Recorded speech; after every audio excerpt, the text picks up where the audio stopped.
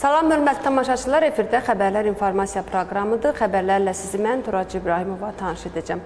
Bugün Sakrebulo iclası keçirildi. Orada 5 məsələni deputatlar müzakirəyə qoydular və yekdilliklə müsbət səs verdilər. Daha ətraflı süjetimizdən izləyək. Marneuli Bələdiyyəsinin Sakrebulo iclası Amiran Georgadzenin rəhbərliyi ilə keçirildi. Deputatlar bələdiyyə sədri ilə birlikdə 2024-cü il büdcəsinin icrası hesabatını, 2025-ci il kəndlərə dəstək proqramı çərçivəsində seçilmiş infrastruktur layihələrini, vətəndaşlara sosial yardım məsələlərini səs verməyə qoyaraq yekdilliklə təsdiqlədilər. Mən də hər kəsi salamlayıram. Marneuli Bələdiyyəsi merinin 26 fevral 2025-ci il tarixli məktubu Marneuli Bələdiyyəsinin 2025-ci il yerli büdcəsinin icrası haqqında hesabatın təsdiqinə təqdim edilmişdir. Marneuli Bələdiyyəsinin 2024-cü il büdcəsi 83 milyon 325 min 703-lərini təşkil edirdi. Marneuli Bələdiyyəsinin 31 mart 2025-ci il tarixli məktubu ilə kəndlərə dəstək proqramı çərçivəsində Marneuli Bələdiyyəsində 2025-ci il üçün seçilmiş infrastruktur layihələri təsdiq olunmaq üçün təqdim edilmişdir.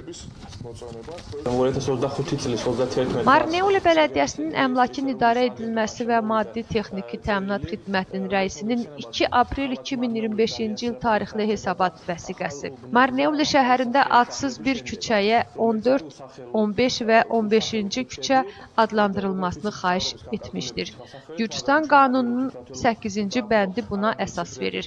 Hökumət komissiyasının rəyi olmadan ad verilməzdən əvvəl adsız küçənin ərəb rəqəmləri ilə adlandırılmasına icazə verilir. İclasda Sakrebulo və meriyanın rəhbərləri, aparat üzvləri, kütləvi informasiya vasitələrinin nümayəndələri iştirak etdilər. Bununla da bugünkü müzakirə mövzularımız sona çatdı. Diqqətinizə görə çox sağ olun. Marneulinin mərkəzi stadionunda qadın futbol komandaları bugün üzə gəldilər və bu oyunda Ağbulaq komandası qalib oldu. Marneuli mərkəzi stadionunda Qadınlar Liqası 2-də 3-cü turun oyunu keçirilib.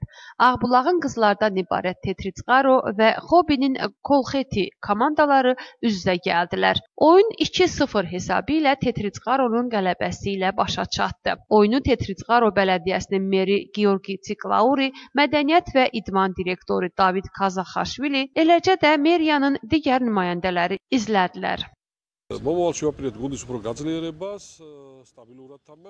Bugün Milli Qadın Liqasının 3-cü turu baş tutdu. Ağbulaq komandası qalib oldu. Rəqib komanda çox güclü idi. Komandamızı qalibiyyət münasibəti ilə təbrik edirəm.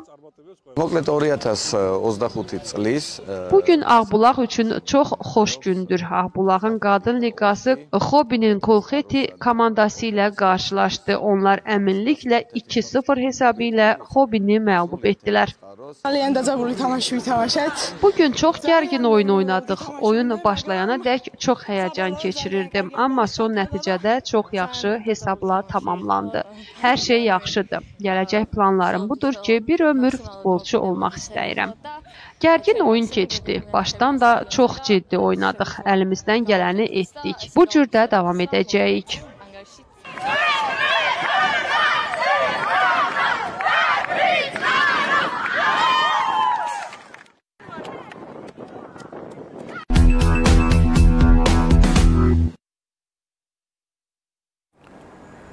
Kutaisdə fəaliyyət göstərən hərbi liseyin nümayəndələri Gürcüstan miqyasında müxtəlif məktəblərdə görüşlər keçirirlər. Bu dəfə də Tiflisdə bir neçə məktəbdə oldular. Daha ətraflı süjetimizdə. Kutaisdə yerləşən General Georgi Kvinitadze adına kadet hərbi liseyinin nümayəndələri yeni tələbə axınını qarşılamaq məqsədi ilə Gürcüstanın şəhər və bələdiyyələrindəki məktəblərdə məlumat xarakterli görüşlər keçirirlər. Bugün liseyin nümayəndələri Tbilisi şəhər 72 nömrəli dövlət məktəbində olublar. Yeniyetmələrə kadet hərbi liseyi haqqında dolğun məlumat veriblər. Kursantlar 8 və 9-cu sinif şagirdlərini hərbi liseyə təhsil və yaşayış şəraiti ilə Kursantlar 8-ci və 9-cu sinif şagirdlərini hərbi liseydə təhsil və yaşayış şəraiti ilə tanış etdilər. Liseyin hər bir namizədə təqdim etdiyi müstəsna mühit və imkanlardan danışdılar. Kursantlar gəncləri gündəlik iş qrafiki ilə tanış etdilər. Hərbi akademiya haqqında təqdimat nümayiş etdilər. Görüş sual-cavab rejimində keçdi. Tbilisi və regionların dövlət məktəblərində məlumatlandırma görüşləri iyunun 5-də Kutaisdəki kadet hərbi liseyində açıq qapı günü ilə yekunlaşacaq. Açıq qapı günü ərzində liseydə təhsil almaq istəyən gənclər məktəbin infrastrukturları ilə yerində tanış olmaq imkanı əldə edəcəklər.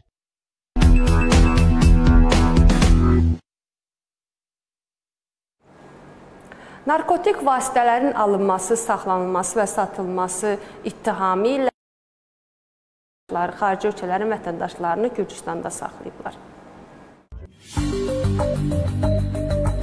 Daxili İşlər Nazirliyinin Baş Polis İdarəsinin narkotik vasitələrinin qanunsuz dövriyyəsinə qarşı mübarizə baş idarəsinin əməkdaşları həyata keçirdikləri əməliyyat tədbirləri və istintaq nəticəsində narkotik vasitələrin qanunsuz dövriyyəsi ilə məşğul olmaqda təqsirli bilinən 3 əcnəbi vətəndaşı həbs edilib. Xüsusilə külli miqdarda narkotik vasitələrin və narkotik vasitə olan marixuananın qanunsuz əldə edilməsi, saxlanılması və satılması ittihamı ilə İran Respublikasının 2 vətəndaşı həbs edilib.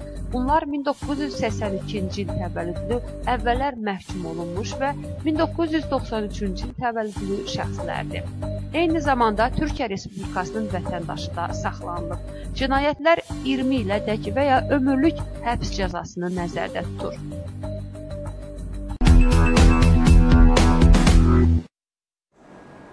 Xəbərlər informasiya proqramı sona çatdı. Hörmətli tamaşaçılar, sabah eyni vaxtda görüşmək ümidi ilə özünüzə yaxşı baxın.